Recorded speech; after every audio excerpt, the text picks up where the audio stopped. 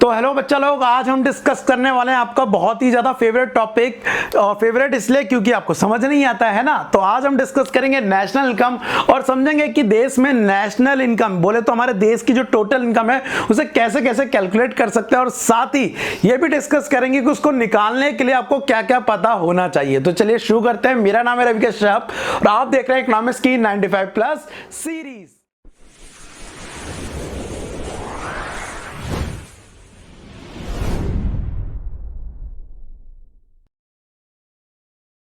तो स्टूडेंट्स, आज के टॉपिक में सबसे पहले तो मैं आपको बताने वाला हूं कि इकोनॉमिक्स में जब हम किसी भी देश की इनकम निकालते हैं, अभी तो हम इंडिया में रह रहे हैं तो इंडिया की निकालेंगे, तो इंडिया की इनकम निकालने के लिए हमारे पास कौन कौन से मेथड है। तो पहले हम देख लेते हैं कि वो कौन कौन से एस्पेक्ट हैं जिसके थ्रू हम नेशनल इनकम निकाल सकते हैं। देखिए, सबसे पहले आ रहा है यहां पर as the total value of added by the producing unit in the economy.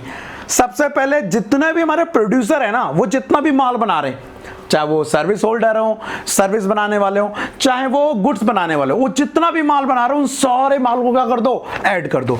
तो जितना भी माल बना के ऐड हुआ और उसकी मार्केट वैल्यू जो होगी वो क्या कहलाएगी, नेशनल इनकम। दूसरा एस्पेक्ट कह रहा है as the sum total of factor income, sum total of factor income. अब फैक्टर इनकम तुम्हें नहीं पता हो तो पीछे की वीडियो देख लेना भाई। अगर पीछे की वीडियो नहीं देखोगे तो कहां से समझ आएगा आगे का। पीछे का पहले क्लियर करते चलो कि फैक्टर इनकम क्या होता है, नहीं तो आगे क्या तो सब गुड़ गोबर हो जाएगा। Factor income as the sum total of factor income generated in the economy during the period of financial year. कह रहा है जितने लोगों की भी जितने भी फैक्टर इनकम जनरेट हुई है उन सबको जोड़ दो तो हमें क्या मिलेगा, हमें फैक्टर इनकम जनरेट होने से देश की टोटल इनकम, नेशनल इनकम मिल जाएगी। अब जिन लोगों को फैक्टर इनकम ही नहीं पता होगा उनके लिए तो सब बेकार। मैंने आपको बताया था हमारी इकोनॉमी में फैक्टर प्रोडक्शन होता है। फैक्टर प्रोडक्शन कौन कौन से थे, कई सारे लोगों ने एग्जाम्पल भी सही सॉल्व किया था। तो सबसे पहला था यहां पर हमारा लेबर, दूसरा एग्जाम्पल था यहां पर लैंड, तीसरा था कैपिटल, और चौथा था यहां पर एंटरप्रेन्योर। सही बोला था बच्चों ने, एंटरप्रेन्योरशिप या इंडस्ट्री बोल सकते हैं आप, इंडस्ट्री। ठीक है, तो लेबर से लोग क्या कमाते हैं, वेजेस कमाते हैं। ये जो है ये है factor of production, factor of production है। ठीक है भाई, और ये जो है नीचे ये है फैक्टर इनकम। तो फैक्टर इनकम भी लिख देता हूं, ये है हमारी क्या, फैक्टर इनकम। अब लेबर से मिला वेजेस, लैंड से मिलेगा क्या, रेंट, कैपिटल से क्या मिलेगी, इंटरेस्ट, और इंडस्ट्री या एंटरप्रेन्योरशिप से क्या मिलेगा, प्रॉफिट। तो इन सब को क्या बोलेंगे हम, इन सब को बोलेंगे फैक्टर इनकम से जनरेटेड इनकम। तो बेसिकली हम इन जनरेटेड इनकम से जितनी भी इनकम जनरेट करें इन फैक्टर से, उसको अगर जोड़ दिया जाए तो देश की नेशनल इनकम को निकाला जा सकता है। ठीक है, और तीसरा क्या बोल रहा है, तीसरा बोल रहा है as the sum total expenditure on the final goods and services produce in an economy in a financial year. जितना भी आप, मैं और ये पूरा समाज, पूरी सोसाइटी जितना भी खर्चा करते हैं ना किसी भी कमोडिटी खरीदने में, किसी भी सर्विस को खरीदने में, और जितना भी पैसा स्पेंड करते हैं उन सभी एक्सपेंडिचर को अगर हम जोड़ देंगे तो क्या निकल के आ जाएगा, हमारा टोटल इनकम, हमारी नेशनल इनकम निकल के आ जाएगी। मतलब तीन तरीके आ गए। सबसे पहले प्रोडक्शन से आ सकता है, दूसरा हमारे पास इनकम से आ सकता है, और तीसरा एक्सपेंडिचर से आ सकता है। तो इसीलिए हमारे सामने मेथड भी निकल के आ रहे हैं तीन, जिससे नेशनल इनकम को निकाला जा सकता है। पहला इनकम मेथड आ रहा है value added method, also known as product method. दो नाम है इसके, याद रखना, आपके भी दो नाम होंगे। ठीक है, इनकम मेथड, मेरा भी दो नाम है इनकम मेथड, और तीसरा है एक्सपेंडिचर मेथड। मतलब क्या है, value added method, income method, expenditure method. ठीक है, नाउ अब आपको पता है कि देश की इनकम को तीन तरह से निकाला जा रहा है और तीनों से सेम आएगी। मींस कि अगर पहले वाले मेथड से देश की इनकम 4000 आ रही है ना, तो दूसरे से भी 4000 ही आएगी, और थर्ड वाले मेथड से भी कितनी आएगी, 4000। तो एक ही देश, लेकिन इनकम निकालने के तरीके क्या हो गए, अलग अलग। और कितने तरीके से निकाला, तीन तरीके से निकाला। तो भाई इस तीन तरह की इनकम को क्या बोलते हैं, ट्रिपल आइडेंटिटी। तो नीचे देखो क्या बोल रहा है, national income estimated on the basis of all the three methods amount to be same, now it can be safely said that national income, national product और नेशनल इनकम और नेशनल एक्सपेंडिचर, ये सब क्या होंगे? बराबर।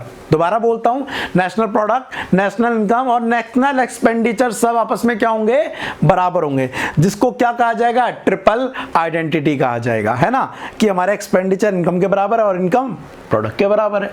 चलिए लास्ट आज और डिस्कस कर लेते हैं आज के टॉपिक में। आगे मैं बस जरा डिटेल में पढ़ा रहा हूं, बट समझो, डिटेल में पढ़ोगे आएगा आपको कि किसी भी टॉपिक को समझने से पहले या किसी भी नेशनल इनकम निकालने से पहले आपको पता होना चाहिए हमारे देश में प्रोडक्शन कर कौन रहा है, या हमारे देश में प्रोडक्शन के कितने सेक्टर हैं।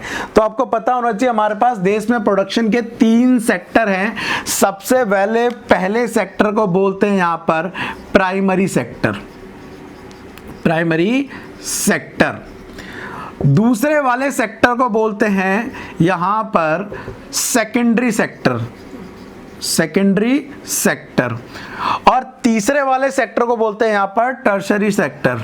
स्पेलिंग देख ले रहा हूं, कहीं बाद में तुम लोग गालियां दो, ठीक है? हाँ जी, प्राइमरी सेक्टर, सेकेंडरी और टर्शरी सेक्टर, जिसके दूसरे नाम भी है, मैंने बोला ना 2 नाम है ना। तो प्राइमरी सेक्टर का दूसरा नाम एक तरह से आप कह सकते हो एग्रीकल्चर सेक्टर, एग्रीकल्चर सेक्टर।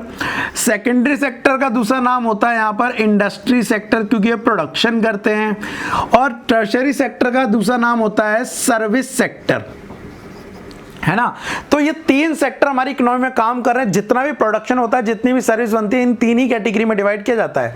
तो एक बार 1 बाय 1 देख लेते हैं कि क्या होता है प्राइमरी और सेकेंडरी और टर्शरी सेक्टर।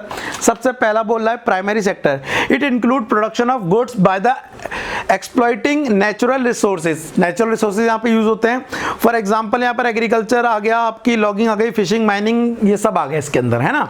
और अगर सेकेंडरी सेक्टर की बात करें, it include all those unit which produce commodity by transforming one type of commodity into other type of commodity। मतलब कि रॉ मटेरियल को फिनिश गुड्स में कन्वर्ट करते हैं इनडायरेक्टली। ये पता नहीं सिंपल बोल देते तो समझ आ जाता। चलिए आगे।